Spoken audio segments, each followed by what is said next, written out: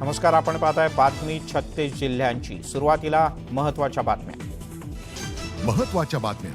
प्रायोजक अमृत नोनी pain relief spray.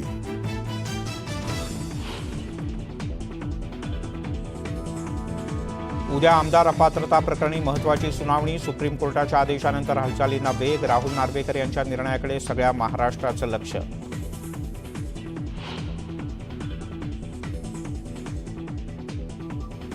Pimpri चिंचवडमध्ये उपमुख्यमंत्री अजित पवार यांची मिश्किल टोलेबाजी। कोणतेही उद्योग करताना मापात पाप करू नका, अजित पवार यांचा कार्यकर्त्यांना सल्ला।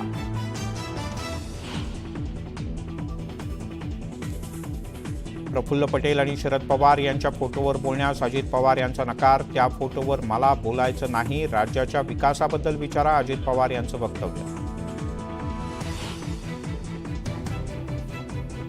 रत्नागिरी सिंधुदुर्ग लोकसभा मतदारसंघावरून घमासान। उदय सामंत यांच्या जागेवर भाजप जिल्हाध्यक्ष प्रभाकर सावंत यांनीही केला दावा।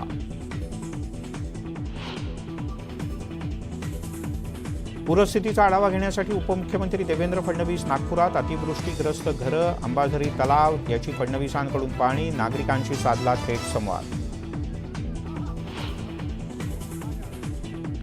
रत्नागिरीच्या खेड स्थानकात प्लॅटफॉर्मवरच्या प्रवाशांना एक्सप्रेसमध्ये शिरता न आल्यानं धक्काबुक्की। इंजिनसमोर उभं राहून एक्सप्रेस अडवण्याचा प्रयत्न।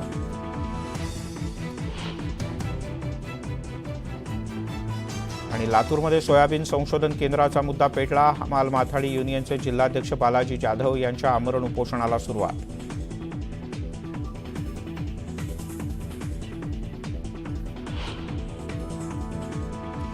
आणि आता बातम्यांचा वेगवान आढावा। आमदार अपात्रता प्रकरणी सुप्रीम कोर्टाच्या आदेशानंतर विधानसभा अध्यक्ष आता पुढची सुनावणी उद्या दुपारी 3 वाजता घेणार आहे। कारण सुप्रीम कोर्टानं पुढची सुनावणी एका आठवड्यात घेण्याचे आदेश दिले होते। राहुल नार्वेकर यांनी दिल्लीत कायदेशीर सल्लामसलत करून आता पुढची रणनीती आखल्याची माहिती सूत्रांनी दिली आहे। आमच्या विरोधात निर्णय जाण्याची शक्यता नाही, कारण आमची बाजू योग्य असल्याचं स्पष्टीकरण दीपक केसरकर यांनी दिलंय। ते आमदार अपात्रता सुनावणीच्या संदर्भात बोलत होते। तर मुख्यमंत्र्यांच्या विरोधात ठाण्यातून निवडणूक लढवून डिपॉझिट वाचवून दाखवावं असा टोला त्यांनी आदित्य ठाकरे यांना दिला। बारामतीत लोकसभा मतदारसंघातून पार्थ पवार यांचं नाव इच्छुकांच्या यादीत असल्याचं विधान आमदार राम शिंदे यांनी केलं। दरम्यान याबद्दल तीनही पक्ष एकत्र येऊन उमेदवार ठरवतील असंही त्यांनी नमूद केलं। राम शिंदे यांच्या विधानामुळे राजकीय वर्तुळात चर्चांना उधाण आलंय। रत्नागिरी सिंधुदुर्ग लोकसभा मतदारसंघात निवडणूक लढवण्यावरून शिवसेना भाजपमध्ये वाद होण्याची शक्यता आहे। उदय सामंत यांनी शिवसेना ही जागा लढवणार असल्याचं विधान केलं होतं, तर भाजप जिल्हाध्यक्ष प्रभाकर सावंत यांनी भाजप ही जागा लढवणार असल्याचं म्हटलं। या मतदारसंघावर दोघांनी दावा केल्यानं राजकीय वर्तुळात चर्चांना उधाण आलंय। बारामती आणि पिंपरी चिंचवड शहराला वेळ दिल्यानं अमित शहा यांच्या दौऱ्याला जाऊ शकलो नाही असं स्पष्टीकरण उपमुख्यमंत्री अजित पवार यांनी दिलंय। तर जोपर्यंत 145चा आकडा गाठू शकत नाही तोपर्यंत मुख्यमंत्री व्हायचं केवळ स्वप्नच राहतं असा टोलाही त्यांनी रोहित पवार यांना लगावला। महायुतीच्या सरकारवर जनतेचा विश्वास असल्यानं आरक्षणाची मागणी होत असल्याचं विधान चंद्रशेखर बावनकुळे यांनी केलंय। दरम्यान आरक्षणाच्या मुद्द्यावर लवकरात लवकर तोडगा काढला जाईल असंही ते म्हणाले। इंडिया आघाडीचा नेता ठरला की सगळे चारही बाजूंनी पळत सुटतील असा टोला गिरीश महाजन यांनी लगावला। ते जळगावमध्ये बोलत होते। यावेळी त्यांनी विरोधकांवर जोरदार हल्ला चढवला। गणेशोत्सवासाठी कोकणात गेलेले चाकरमानी पुन्हा एकदा मुंबईकडे रवाना होत आहेत। दरम्यान मुंबई गोवा महामार्गावर मुंबईकडे येणाऱ्या मार्गिकेवर मोठी वाहतूक कोंडी झाली आहे। माणगाव ते बीड या दरम्यान वाहतुकीची सर्वाधिक कोंडी झाल्याचं पाहायला मिळत आहे। कोकणात आलेल्या लाखो चाकरमान्यांचा परतीचा प्रवास सुरू झाला आहे। रत्नागिरीच्या खेड स्थानकामध्ये प्लॅटफॉर्मवरच्या प्रवाशांना एक्सप्रेसमध्ये शिरताच आलं नाही, त्यामुळे प्रवाशांमध्ये मोठी धक्काबुक्की झाली। सिंधुदुर्गमध्ये पोलीस आणि स्थानिक प्रशासनाच्याकडून चाकरमान्यांसाठी विशेष व्यवस्था करण्यात आली। चाकरमानी पुन्हा मुंबईकडे परतत असल्यानं गर्दी होण्याची शक्यता आहे, त्यामुळे प्रशासनाच्याकडून विविध प्रकारच्या उपाययोजना केल्या जात आहेत। साताऱ्यातील आणेवाडी टोल नाक्यावर वाहतूक कोंडी झाली. 2 ते 3 किलोमीटरपर्यंत वाहनांच्या रांगा लागल्या आहेत. चाकरमानी मुंबईकडे परतत असल्यानं वाहतुकीची मोठी कोंडी होते असं दिसतं. मुंबई नाशिक महामार्गावर वाहतुकीची कोंडी झाली. आसनगाव रेल्वे पुलाचं काम सुरू असल्यानं एकतर्फी वाहतूक कोंडी झाल्याचं पाहायला मिळालं. वाशिमच्या मालेगाव तालुक्यातील वडीशेत शिवारात बिबट्यानं गायीवर हल्ला केला. या हल्ल्यात गायीचा मृत्यू झालाय. शेतकऱ्यांमध्ये भीतीचं वातावरण निर्माण झालंय. रायगड रत्नागिरी जिल्ह्यांना जोडणारा आंबेत पूल वाहतुकीसाठी खुला करण्याच्या मागणीकरता सुरू असलेलं उपोषण मागे घेण्यात आलंय. प्रशासनाच्या आश्वासनानंतर हे उपोषण मागे घेण्यात आलं आहे. मनमाडमध्ये मुसळधार पावसानंतर रस्त्यावर मोठ्या प्रमाणात खड्डे पडलेत. या खड्ड्यांमुळे रस्त्यांची अक्षरशः चाळण झाली असून वाहन चालकांचे प्रचंड हाल होत आहेत. तातडीनं खड्डे बुजवण्याची मागणी नागरिकांकडून केली जाते. मुरबाडमधल्या MIDC ते कुडवली रस्त्याची चाळण झाली. मोठ्या मोठ्या खड्ड्यांमध्ये पावसाचं पाणीही साचलंय. खड्ड्यांना तलावाचं रूप आलंय.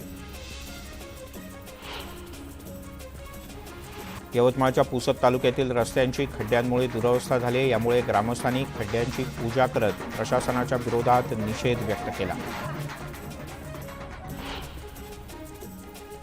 छत्रपती संभाजीनगर महानगरपालिकेचे प्रशासक G. श्रीकांत आजपासून जर्मनीचा दौरा करणार आहेत. जर्मनीतील इंगोलस्टार शहरात आशिया खंडातील महानगरपालिकांची परिषद भरवली जाते. यात ते सहभागी होतील. सोलापूरचे जिल्हाधिकारी कुमार आशीर्वाद यांच्याकडून कर्नाटकमधील हेबल नाल्याची पाहणी करण्यात आली. आलमपट्टी धरणातील पाणी उपयोगात आणण्याचे प्रयत्न सध्या प्रशासनाच्याकडून सुरू आहेत आणि हा दौरा त्याचाच एक भाग आहे.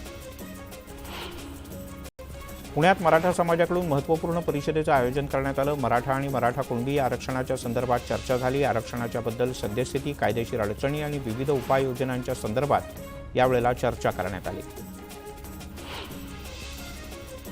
चंद्रपुरात जिल्हाधिकारी कार्यालयाच्या समोर ओबीसी संघटनांच्याकडून आंदोलन करण्यात येत आहे. आंदोलनाचा आजचा 14वा दिवस आहे.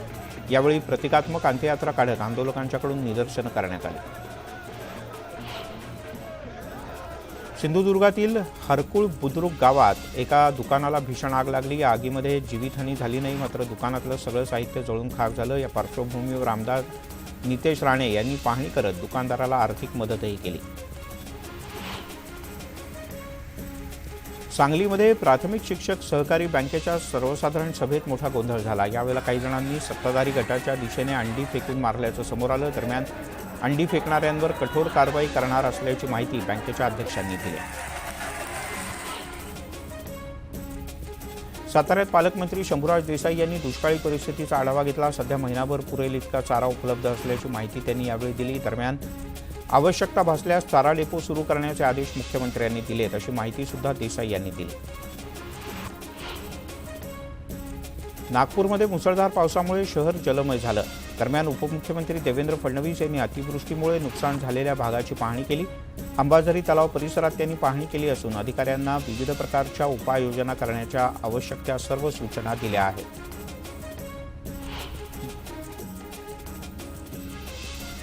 बीडमध्ये आष्टी तालुक्यातील कोहिणी गावात ढगफुटी सदृश पाऊस झाला. कुक्कुटपालन सुरू असलेल्या शेडमध्ये पाणी शिरल्यानं 3000 कोंबड्यांचा मृत्यू झाला. या प्रकरणी तातडीनं पंचनामा करून भरपाई देण्याची मागणी करण्यात येते.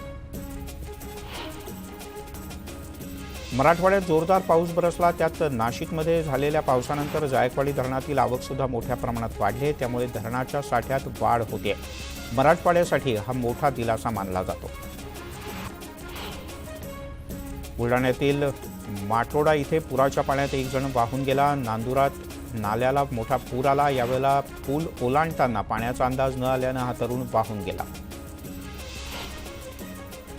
वाशिमच्या रिसोड शहरासह तालुक्यात मुसळधार पाऊस झाला. पावसाच्यामुळे सोयाबीन, कपाशी, तूर पिकाला जीवदान मिळालं, तर धरणातील जलसाठ्यात सुद्धा काहीशी वाढ झाली.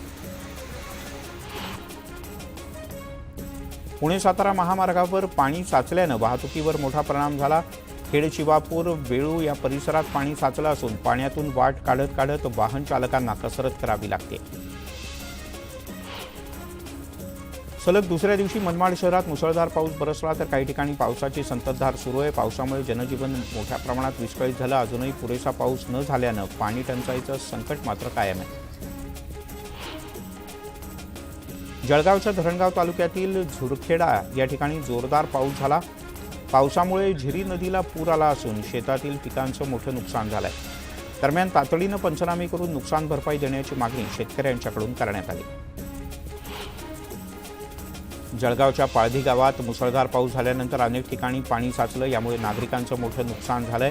दरम्यान तातडीनं पंचनामे करून नुकसानग्रस्तांना मदत मिळेल असं आश्वासन मंत्री गुलाबराव पाटील यांनी दिलंय. जळगावच्या धरणगाव इथे पाळधी पोलीस स्टेशनमध्ये पावसाचं पाणी शिरलं. पाणी साचल्यानं पोलीस स्टेशनमध्ये कामकाजावर परिणाम झाला. यासोबतच परिसरातल्या दुकानांमध्ये सुद्धा मोठ्या प्रमाणात पाणी साचलं. दुकानदारांचं मोठं नुकसान झालं. भुसावळमधल्या हातनूर धरणाचे 6 दरवाजे उघडण्यात आले असून मोठ्या प्रमाणावर नदीत विसर्ग सुरू आहे. दरम्यान नदीकाठच्या गावांना सतर्कतेचा इशारा देण्यात आला आहे. धरणातील जलसाठा वाढल्यानं नागरिकांमध्ये आनंदाचं वातावरण आहे. लासलगाव बाजार समितीतील कांदा लिलाव ठप्प असल्यानं 130 कोटींपेक्षा जास्त रकमेची उलाढाल ठप्प आहे. तर दुसरीकडे चाळीमध्ये साठवलेला कांदा सडू लागल्यानं शेतकऱ्यांचं मोठं नुकसान होत आहे. सांगलीत मोटरसायकलमध्ये साप आढळल्यानं एकच खळबळ उडाली. यावेळेला या सापाला रेस्क्यू करताना सापानं एकाला चावा घेतला. जखमी तरुणावर शासकीय रुग्णालयात उपचार सुरू आहेत. तर सापाला नैसर्गिक अधिवासात सोडून देण्यात आलंय. छत्रपती संभाजीनगर शहरात 700 सीसीटीव्ही कॅमेरे बसवण्यात आले. शहराच्या सुरक्षेच्या दृष्टिकोनातून फेस रिडिंग करणारे 153 कॅमेरे हायटेक स्वरूपातले सुद्धा बसवण्यात आले आहेत. वर्धा इथे सायबर पोलिसांनी चोरीला गेलेले 288 मोबाईल फोन हस्तगत केलेत. हे सगळे मोबाईल फोन नागरिकांना परत करण्यात आले आहेत. परभणीतल्या गंगाखेडमध्ये एकानं आत्महत्या केली. 5 जणांनी पीडित सुभाष निळवाड यांचं अपहरण करून एका खोलीत त्यांना डांबून ठेवलं होतं. दरम्यान निळवाड यांनी आत्महत्या केली. या प्रकरणी पोलीस स्थानकात गुन्हा दाखल झाला असून अधिक तपास सुरू आहे. नांदेडच्या गंगाखेड तालुक्यात एका स्कूल बसला अपघात झाला. अपघातात 4 विद्यार्थ्यांना दुखापत झाले. जखमींवर सध्या उपजिल्हा रुग्णालयात उपचार सुरू आहेत. बुलढाण्यातल्या देवारी गावात शेतामध्ये काम करणाऱ्या शेतकऱ्यावर बिबट्यानं हल्ला केला. यात सुनील झिने या शेतकऱ्याचा मृत्यू झाला आहे. पत्नी आणि पोटच्या मुलावर कुऱ्हाडीनं वार करून बापानं गळफास घेऊन आत्महत्या केली. बीडच्या अंबाजोगाई शहरात ही धक्कादायक घटना घडली. नवी मुंबईतल्या पाम बीच मार्गावर भरधाव कारनं 3 ते 4 वाहनांना धडक दिली. यात एक पोलीस कर्मचारी सुद्धा जखमी झालाय. सुदैवानं यात कोणत्याही प्रकारची जीवितहानी झालेली नाही. मात्र वाहनांचं मोठं नुकसान झालंय. कोळी महिलांनी पारंपरिक वेशात लालबागच्या राजाची पूजा केली. यावेळेला लालबाग मार्केटमध्ये बँडच्या तालावर कोळी महिलांनी एक नृत्यही सादर केलं. अजित पवार यांनी पिंपरी चिंचवडचा दौरा केला. यावेळेला त्यांनी झोपडपट्टी पुनर्वसन प्राधिकरणाला भेट दिली. त्यासोबत शरदनगर दुर्गानगर इथल्या 670 झोपू योजनेतल्या पुनर्वसन सदनिकांची पाहणी सुद्धा त्यांनी केली. त्यांच्यासोबत नागरिकांनी संवाद साधत आपल्या काही समस्या अजितदादांच्या कानावर घातल्या. गणेशोत्सवाच्या दरम्यान चांद्रयान 3 मोहिमेचा हुबेहूब देखावा साकारण्यात आला. प्रक्षेपणातून चंद्राच्या पृष्ठभागावर विक्रम लँडरचं लँडिंग, प्रज्ञान रोव्हर बाहेर पडतानाचा सगळ्या गोष्टी यात दाखवण्यात आलेत. हा देखावा कुठला आहे हे समजू शकले नाही. मात्र हा व्हिडिओ तुफान व्हायरल होतोय. लातूरमधल्या जयंत गंगणे यांनी गौरी गणपतीच्या निमित्तानं केदारनाथचा अतिशय सुंदर देखावा साकारलाय. इको फ्रेंडली देखाव्याच्या माध्यमातून त्यांनी पर्यावरण संवर्धनाचा संदेश दिलाय. हा देखावा पाहण्यासाठी नागरिक मोठ्या प्रमाणात गर्दी करतायत. पुण्यातील मानाच्या गणपतींच्या दर्शनासाठी भाविकांनी मोठी गर्दी केल्याचं पाहायला मिळालं. आज रविवार असल्यामुळे भाविकांनी सकाळपासूनच दर्शनासाठी अनेक बाप्पांच्या मंडपात रांगा लावल्या आहेत. उपमुख्यमंत्र्यांनी पिंपरी चिंचवड शहराचं ग्रामदैवत असलेल्या मोरया गोसावी मंदिरात जाऊन पूजा केली. त्याचसोबत त्यांनी शहरातल्या विविध गणेश मंडळांना भेटी सुद्धा दिल्या. बुलढाण्यात महालक्ष्मीच्या समोर तिरुपती बालाजी मंदिराचा देखावा साकारण्यात आला आहे. चिखलीतील प्रकाश लकडे यांनी हा देखावा साकारला आहे. मावळ तालुक्यात तळेगाव दाभाडे इथे भेगडे कुटुंबानं महाराष्ट्राची संस्कृती दाखवणारा एक देखावा साकारला आहे. बाप्पाच्या समोर वटपौर्णिमा आणि विविध सण साजरे केले जात असतानाचा हा हलता देखावा आहे की जो सध्या सगळ्यांचंच लक्ष वेधून घेतोय. उपमुख्यमंत्री अजित पवार बारामतीच्या दौऱ्यावर आहेत. यावेळेला त्यांनी बारामतीत गणेश फेस्टिवलला भेट दिली. या कार्यक्रमात अभिनेते भाऊ कदम आणि ओंकार भोजने सुद्धा उपस्थित होते. बुलेटिनमध्ये घेऊयात एक